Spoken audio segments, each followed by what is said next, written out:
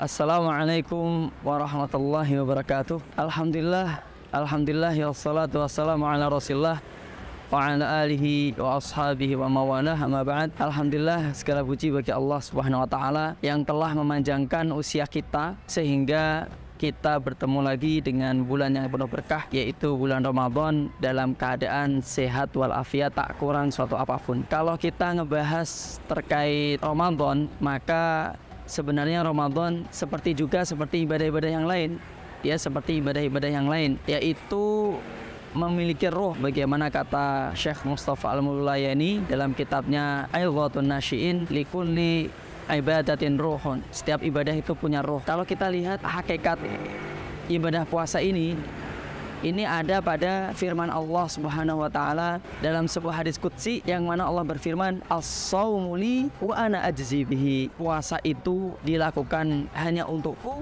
dan aku sendiri yang akan membalasnya. Kita terkadang lebih fokus pada kalimat wa ana ajzi bihi, dan aku sendiri akan membalasnya, yaitu dengan balasan tanpa batas, balasan unlimited. Tapi terkadang kurang fokus pada firman Allah yang pertama, yaitu puasa itu hanya milikku, puasa itu dilakukan hanya untukku. Kalau kita cerna benar-benar di bulan puasa ini, maka kita berpuasa tidak ada satupun yang puasanya kita itu untuk orang lain. Terbukti ketika orang-orang itu nggak ada di sebelah kita, kita tetap menahan diri dari makan dan minum dan segala hal yang membatalkan ibadah puasa.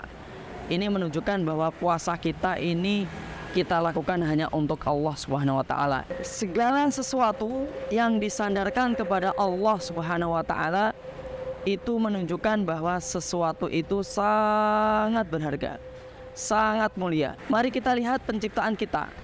Allah SWT berfirman kepada para malaikat, inni khaliqun basyaran min tin, sungguhnya aku ciptakan manusia dari tanah liat. Fa idza sawaituhu wa nafakhtuhu min ruhi, tatkala sudah aku sempurnakan, lalu kemudian aku tiupkan dalam jasad tersebut rohku. Nah, para ulama menjelaskan makna ruhku ini adalah ruh yang aku ciptakan. Ternyata Allah ketika menjelaskan penciptaan jasad itu dari tanah liat, tapi ketika menyandarkan penciptaan ruh itu disandarkan kepada Allah Subhanahu wa taala. Berarti ruh itu lebih mulia daripada jasad. Dan dalam hal ini puasa disandarkan kepada Allah Subhanahu wa taala.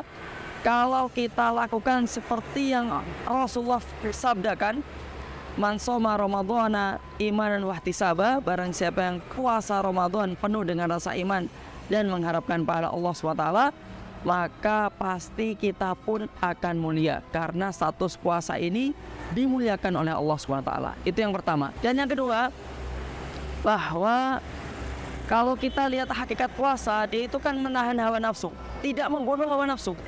Kalau hawa nafsu ini kita bunuh, misalnya hawa kenyamanan makan misalnya kita bunuh, ya kita mati. Atau menggauli istri kita bunuh, ya tidak akan melahirkan siapa-siapa. Kalau semua umat manusia kayak gitu, berarti umat manusia punah. Tapi kita kendalikan. Nah, dan ini berkaitan erat dengan hakikat hati kita. Hati kita itu kalau diibaratkan seperti benteng, sebuah istana yang di luar sana ada iblis dan bala tentaranya yang pengen menguasai benteng tersebut. Kalau kita kalah oleh iblis, mereka berhasil masuk hati kita, selesai sudah kita. Sebagaimana dijelaskan dalam surat An-Nas, bahwa kalau kita sudah dikalahkan oleh setan, berarti kita akan sengsara tidak hanya di dunia, tapi juga akan sengsara di akhirat kelak. Nah, tapi iblis itu nggak mungkin bisa masuk ke hati kita kecuali melalui pintu gerbang yang sudah tersedia. Dan pintu gerbang yang paling besar yang biasa dimasuki iblis untuk masuk ke hati kita adalah hawa nafsu.